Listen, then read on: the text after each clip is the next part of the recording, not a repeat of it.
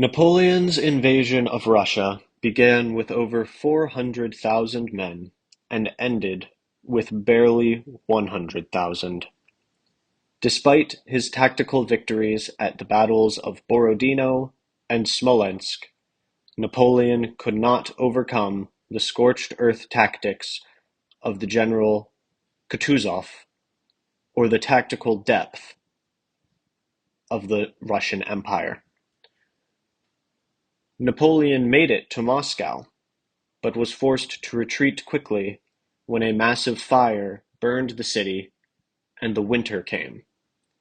His campaign ended in devastating failure and set up the beginning of the end of the emperor's reign.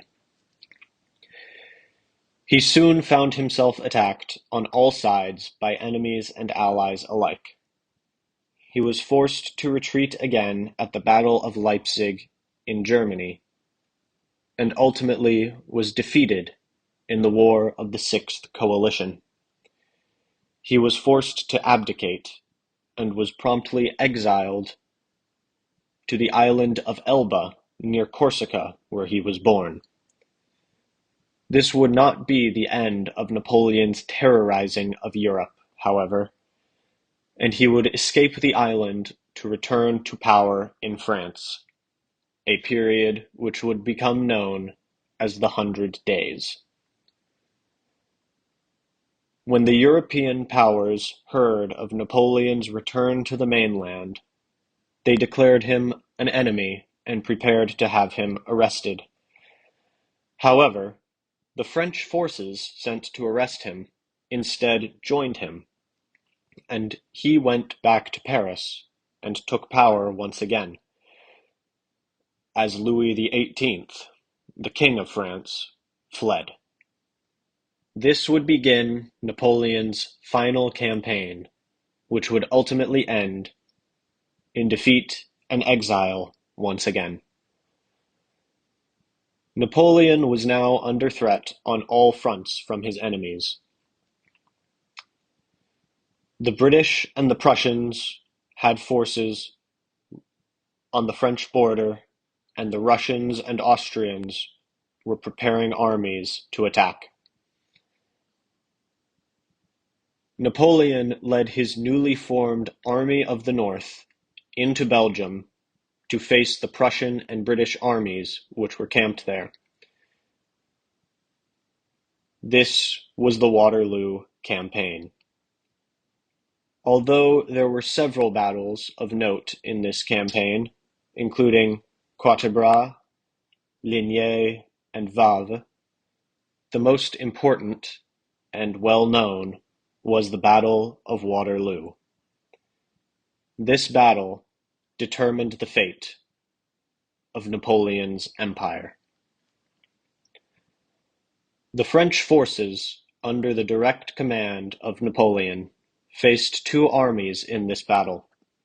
The British, under the command of Arthur Wellesley, the first Duke of Wellington, were supported by the Prussian forces of Gebhard Leberecht von Blücher. Napoleon was significantly outnumbered, but was still sure of victory.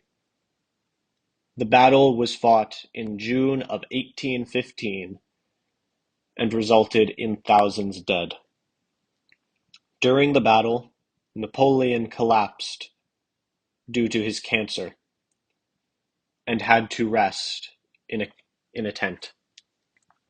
He placed Marshal Michel Ney in charge of the battle, and Ney, though a brilliant general, was also impetuous and launched attacks that had no hope of victory. When Napoleon came to, he was irate at Marshal Ney,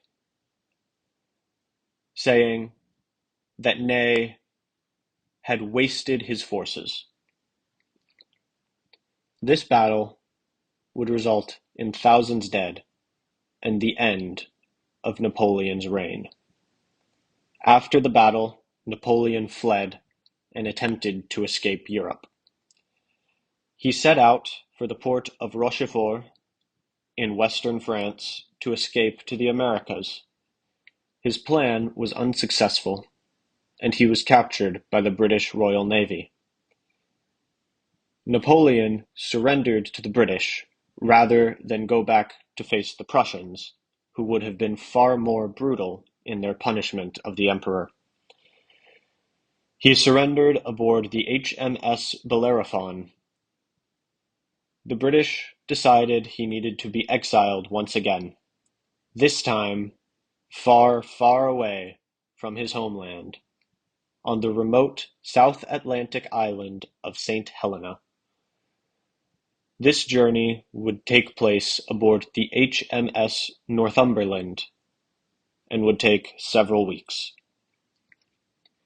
During his time on St. Helena, Napoleon was under heavy guard by thousands of men and a squadron of ships. During this time, he would write memoirs and farm. He also became increasingly depressed. Although at several points in his life he had been critical of and excommunicated by the Catholic Church, he received his last rites and was reconciled to the Church in May of 1821. He died on May 5th, 1821. His death was reported as stomach cancer, though later theories have claimed that he may have been poisoned. He was initially buried on the island of St. Helena, but his body was returned to France in 1840. His body was placed in its current location in the Chapelle les Invalides during the reign of his nephew Napoleon III. Napoleon III had been elected president, but declared himself emperor in the 1850s. The final end of Bonaparte rule in France would come in 1870 at the Battle of Sedan during the Franco-Prussian War, when Napoleon III would be taken prisoner by the Prussians and the Second French Empire collapsed.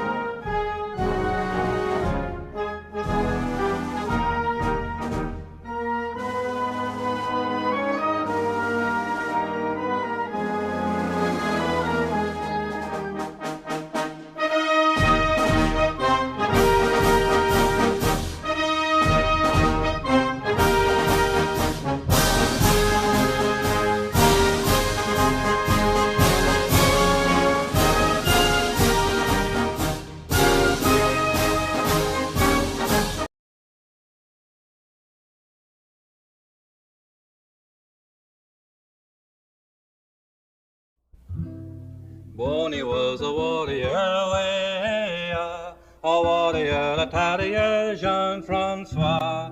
Boney fought the Prussians away, and Boney fought the Russians, Jean-Francois. Boney went to Moscow away, across the Alps in frost and snow, Jean-Francois. Moscow was a blazing away, and Boney was a raging, Jean-Francois. Boney went elbow away, and Boney he come back again, Jean-Francois. Boney went to Waterloo away, and there he got his overthrow, Jean-Francois. Boney he was sent away, away in St. Helena, Jean-Francois. Boney broke his heart and died away, away in St. Helena, Jean-Francois. Oh, Boney was a warrior away, a warrior, a terrier, Jean-Francois.